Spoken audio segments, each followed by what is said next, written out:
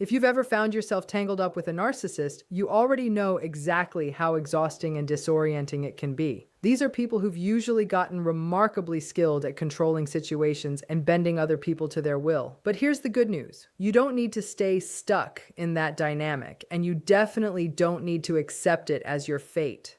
Their ability to control the emotional environment around them does not mean they have permanent control over you.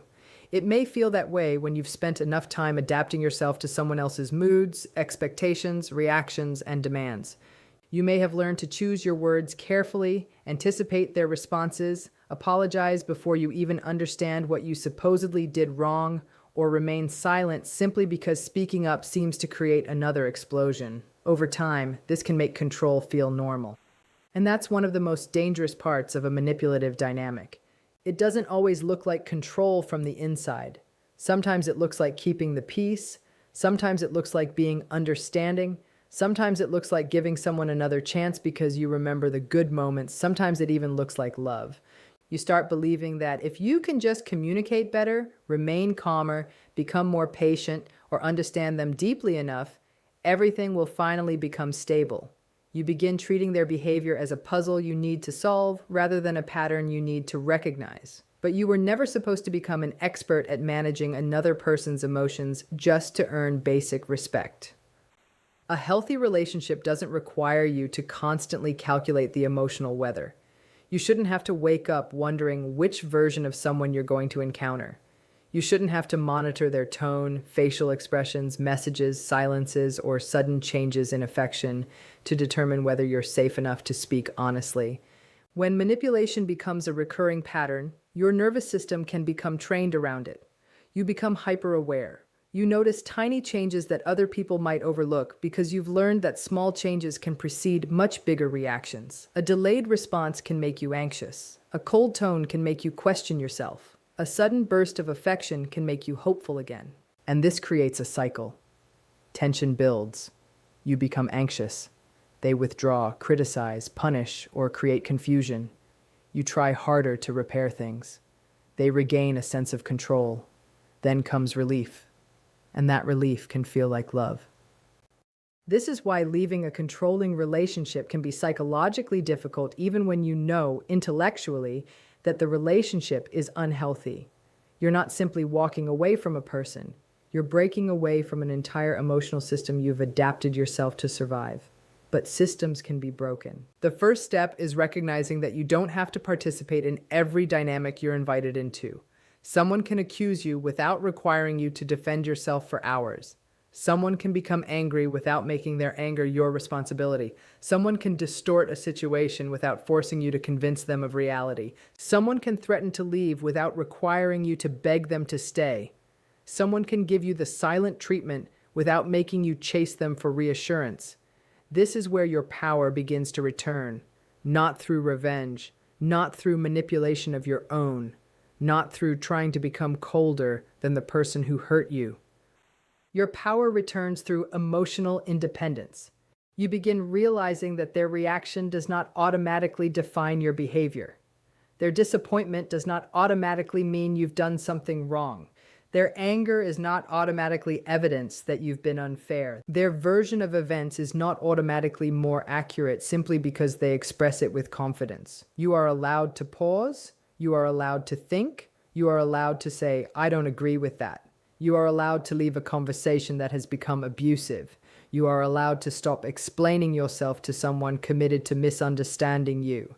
And perhaps most importantly, you are allowed to change your mind. If you once tolerated something because you didn't know how harmful it was, you don't have to keep tolerating it simply because you tolerated it before. Your previous boundaries do not become permanent contracts. You can learn, you can wake up, you can recognize patterns. You can decide that something that once seemed acceptable no longer belongs in your life. This is why clarity is so powerful. Manipulation thrives on confusion. When you are constantly questioning yourself, the other person's interpretation can become the loudest voice in the room. But when you begin documenting patterns, trusting your observations, and stepping back emotionally, things often become easier to see. You stop asking, how do I make them understand? And start asking, what does their behavior tell me? That shift is enormous. because the first question keeps your attention focused on changing them. The second brings your attention back to yourself. You cannot control whether another person becomes self-aware. You cannot force someone to develop empathy. You cannot make someone respect boundaries through the perfect explanation. You cannot reason someone into treating you well if they benefit from treating you poorly. But you can decide what you will participate in. That distinction can change everything. Suppose someone repeatedly crosses a boundary and then apologizes. If nothing changes afterward, the apology becomes part of the cycle rather than evidence of transformation. You don't have to spend endless energy analyzing whether the apology was sincere. You can simply observe what happens next. Behavior provides information. Consistency provides information. Accountability provides information. Change provides information. And when you begin looking at behavior rather than promises, manipulation becomes much harder to maintain. You may also discover something uncomfortable. Sometimes the person controlling you isn't the only one maintaining the dynamic. You may have been maintaining it through your own fear of confrontation, abandonment, loneliness, or uncertainty. That doesn't mean you're responsible for someone else's manipulation.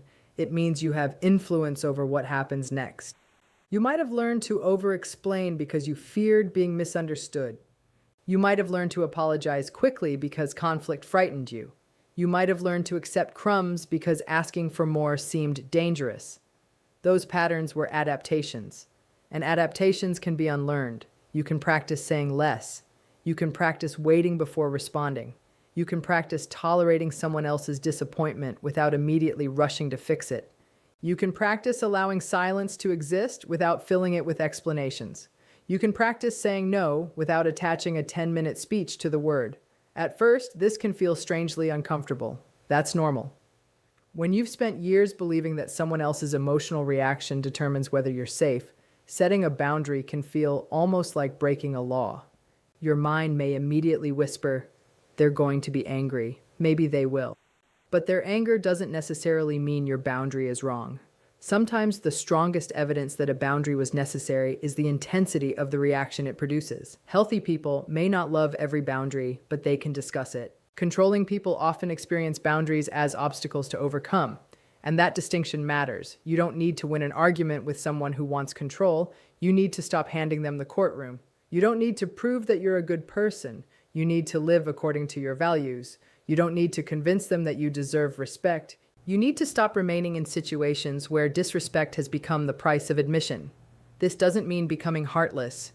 In fact, healthy boundaries often make genuine compassion possible because you're no longer giving from fear. You can care about someone without rescuing them. You can understand someone's childhood without excusing their behavior.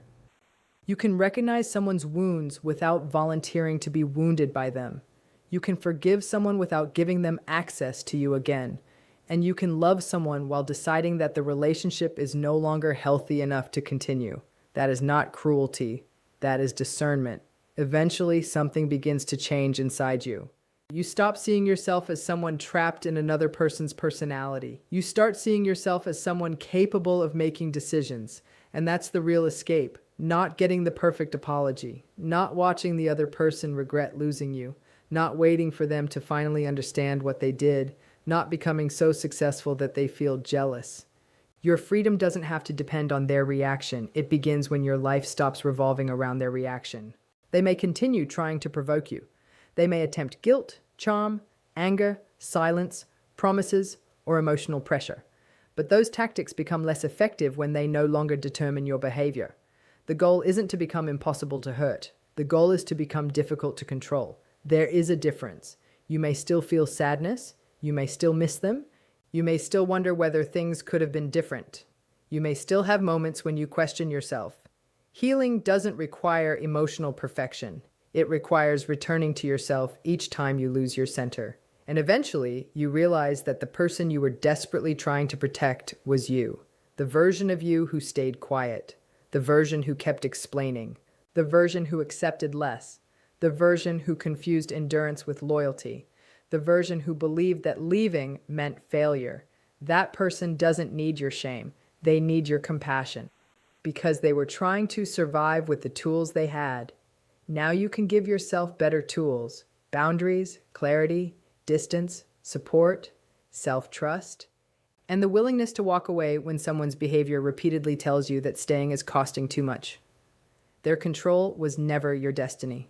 It was a pattern, and patterns can be broken. The moment you stop asking how to become acceptable enough for someone else's behavior to change, you begin asking a far more important question. What kind of life becomes possible when I no longer organize myself around someone else's control? That question opens a door, and you are allowed to walk through it. There are real practical ways to reach a place where the narcissist ends up regretting the way they treated you. And honestly, it's not as complicated as it might seem right now. What it does require is intention, a plan, a clear sense of what you're doing and why. So let's walk through this together. 10 genuinely powerful ways to help a narcissist come face to face with the consequences of their own behavior. The first thing to understand, and maybe the most important thing on this entire list, is that nothing rattles a narcissist quite like watching you thrive without them. So start there. Start by building a genuinely happy life that has nothing to do with their presence or approval. Fill your world with people who actually care about you, who see you as a whole person rather than a supporting character in someone else's drama. Because that's really what it comes down to. You are not a side character in their story. You are the main character in your own. Let go of any lingering guilt you might still be carrying, guilt that was probably never yours to carry in the first place, and start doing the things that genuinely make you feel alive. Take that trip with your friends you've been putting off. Spend time outdoors, away from screens and noise, somewhere the air feels different. Watch films that actually engage your mind instead of numbing it. And above all, remind yourself as often as you need to that you deserve so much more than what they were ever capable of offering you. Real happiness, real satisfaction, real freedom. Take a breath, hold on to everything you've learned from this experience, and let it fuel the life you're building now. A life that exists entirely outside their shadow. The second approach is about becoming a genuinely better version of yourself than they ever managed to be. Narcissists are remarkably talented at performing kindness and warmth when it serves them, all while operating underneath with manipulation, self-interest, and a willingness to hurt anyone who gets in their way.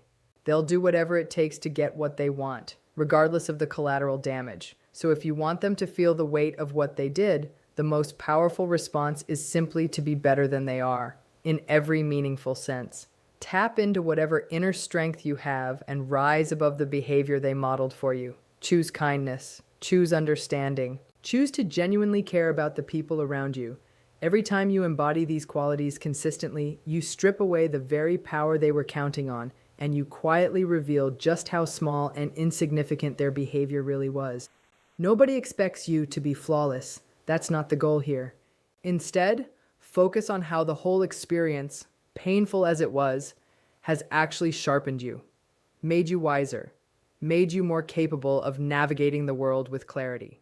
Third on this list, and honestly one of the most transformative things you can do, is to never be afraid to advocate for yourself. Standing your ground is one of the single most effective ways to make someone who's wronged you sit with the reality of what they did. Narcissists thrive on control. Control over situations, control over people, control over the narrative. So the moment you push back against that control, even in small ways, it forces them to confront their own behavior in a way they've spent a lifetime avoiding. Just stay alert though, because narcissists are skilled at flipping the script, at convincing you that somehow you're the one causing problems while they're just an innocent bystander caught in the crossfire. Don't fall for it. Don't let yourself get pulled into that particular web. If someone keeps belittling you, mocking you, or chipping away at your confidence again and again, that's your signal that something needs to change. You are never obligated to tolerate mistreatment simply because the other person can't seem to find anyone else willing to put up with it. If a person can't offer you basic respect and kindness, they haven't earned your presence, and they certainly haven't earned your loyalty. The fourth strategy centers on projecting genuine confidence and independence. If you want a narcissist to truly reckon with what they've done, you have to anchor yourself in real belief in your own worth and your own abilities. When you carry that kind of quiet self-assurance, it becomes remarkably difficult for anyone to knock you down or make you doubt your value. And to be clear, this isn't about arrogance or putting on a show. It's about building something solid enough that other people's attempts to tear you down simply don't land the way they're hoping. Their efforts will crumble before they ever reach the core of who you are, and that failure, that inability to shake you, will eventually sit with them as its own kind of reckoning. It's also worth actively cultivating self-sufficiency, learning to find your sense of validation and happiness from within rather than constantly seeking it from other people. Narcissists often rely on convincing you that you can't function without them, using every manipulative trick available to reinforce that dependency. But the truth is the opposite. You are a complete, self-contained person, fully capable of building a fulfilling life with or without them in it. Fifth, and this one deserves real emphasis, is prioritizing your own care and well-being. If you've spent time navigating someone else's dishonesty, betrayal, or manipulation, it's completely natural to be left feeling wounded and angry. That's a normal human response to real harm. But it's crucial not to let those emotions take over and dictate the direction of your life going forward. Taking care of yourself becomes one of the most powerful tools you have, not just for your own healing, but as a way of quietly demonstrating that their actions didn't succeed in breaking you. I won't pretend it's easy to maintain a positive outlook after being hurt like that, but it is absolutely possible. And it starts with the fundamentals: nourishing your body with food that actually supports you, moving regularly in ways that feel good, and making sure you're getting the rest your mind and body genuinely need. Give yourself permission to indulge in things that help you unwind, whether that's a massage, a long walk somewhere green and quiet, or simply unstructured time with people who make you feel safe. Surround yourself with the people who show up for you consistently, who genuinely have your back. Every time you choose to prioritize your own well-being, you make it that much harder for a narcissist to maintain any hold over you, and you take one more step toward reclaiming the power that was always rightfully yours. The sixth point is simple but transformative. Stop apologizing to them. Ever. Narcissists have often perfected the art of making you feel responsible for things that were never your fault, twisting conversations and distorting reality until you start questioning your own perception of events. If you've ever tried to apologize to a narcissist, you already know how effortlessly they can bend your words back on you, using them to chip away at your sense of self-worth. But here's the truth worth holding on to. You are not the one who caused harm in this dynamic. They are, and they are the ones who need to be held accountable for what they've done, not you. So resist the urge to explain yourself or apologize when they try to make you feel inadequate or wrong. Every time you say sorry for something you didn't actually do or stay silent instead of standing up for yourself in the face of mistreatment, you hand them a little more control over your life, control they absolutely do not deserve to hold. Seventh, get comfortable with silence and get comfortable treating their presence as irrelevant to your life. One of the most effective ways to make a narcissist confront the reality of what they've done is to simply stop engaging altogether, to give them nothing, no reaction, no attention, no acknowledgement. If being around them feels unbearable, then create distance, real distance, and redirect that energy toward your own needs and towards strengthening the relationships that actually nourish you. Make a conscious effort to spend your time with people who genuinely uplift you and support your growth, and step back from anyone who consistently drains you or diminishes you. The moment a narcissist realizes that their behavior no longer registers with you, that you've genuinely stopped caring about their opinion or their approval, something shifts in them. They start to sit with the reality of what they've lost and the isolation their own actions created. That kind of internal reckoning can be genuinely destabilizing for them. And it may even lead them to seek your forgiveness sooner than you'd expect, though by then, that's entirely on your own terms whether you choose to offer it. Which brings us to something equally important: protecting your mental strength and staying focused no matter how the situation makes you feel in the moment. If your goal is for a narcissist to genuinely sit with regret, you have to hold on to your composure, even when their behavior stirs up real anger or sadness in you. Showing weakness or instability in front of a narcissist tends to invite more mistreatment, not less, because it signals to them that their tactics are working. Instead, channel that energy into things that actually bring you joy and support your personal growth. Remember that what narcissists crave most is power and control. So the simplest way to disrupt that entirely is to refuse to give it to them. Turn your focus away from their negativity and pour your energy into building a life that genuinely reflects who you are and what you value. Ninth on this list, Stop offering them praise or validation because withholding that actually does more to expose their flaws than almost anything else you could say directly. Flattery feeds a narcissist's ego and reinforces the very behaviors you're trying to move away from, so consciously choosing not to hand them compliments or validation removes one of their primary sources of fuel. Rather than reinforcing their self-image, let their own mistakes and shortcomings speak for themselves without your input propping them up. This kind of quiet, honest withdrawal can genuinely unsettle them, making it increasingly difficult for them to feel comfortable in your presence. And if they keep trying to manipulate the situation back in their favor, hold your ground firmly. Reclaim your own sense of self by refusing to let their perception define how you see yourself. And finally, the 10th strategy: don't give in to their demands and don't let their expectations dictate your choices. Narcissists tend to be masters of manipulation and control, and they'll often apply relentless, exhausting pressure trying to mold you into whatever shape best serves their needs. If you ever find yourself feeling cornered by a narcissist who simply won't back down, stand firm exactly where you are. Don't let anyone pressure you into decisions that don't align with what you actually want. Hold on to your convictions and don't allow them to steer your choices for you. If someone keeps pushing you for something you're simply not willing to give, you can handle it with grace by calmly and clearly letting them know you're not interested, then staying firm in that decision without getting drawn into their pleading or persistence. Setting healthy boundaries isn't selfish. In a strange way, it actually benefits both people involved, even if the narcissist doesn't see it that way in the moment. Speak those boundaries clearly and don't be afraid to explain how important they are to your own growth and well-being. And if the other person refuses to respect the limits you've set, it's completely acceptable to simply end the interaction and walk away. You don't owe anyone a lengthy justification for protecting your own peace. By staying resolute and refusing to bend to their demands or expectations, you send an unmistakable message, one that eventually forces them to reckon with just how damaging their behavior truly was. At the end of the day, remember this: nobody deserves to be mistreated or abused.